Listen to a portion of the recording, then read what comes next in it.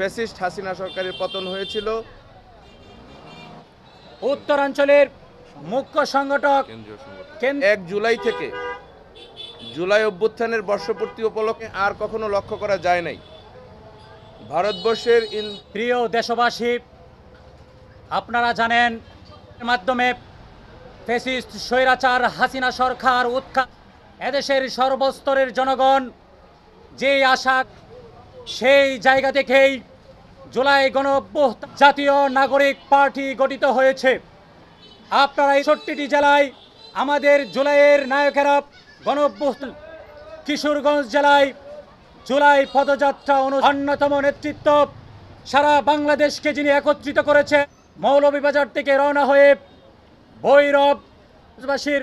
দুঃখ দুর্দশা লাঘবের, কিশোরগঞ্জবাসীর সমস্যাকে তারুণ্যের স্বপ্নযাত্রা, তারুণ্যের যেই ভাবনা তুলিডিওল, আমাদের নিরাপত্তা ব্যবস্থা প্রত্যেকটি উপজেলার নেন আপনাদের সামনে উপস্থাপন করবেন কিশোরগঞ্জের এই অন্যতম নেতৃত্ব। যে আমরা কোনো সমাবেশের আয়োজন করছি না, এটা একটা পদযাত্রার অংশ হিসেবে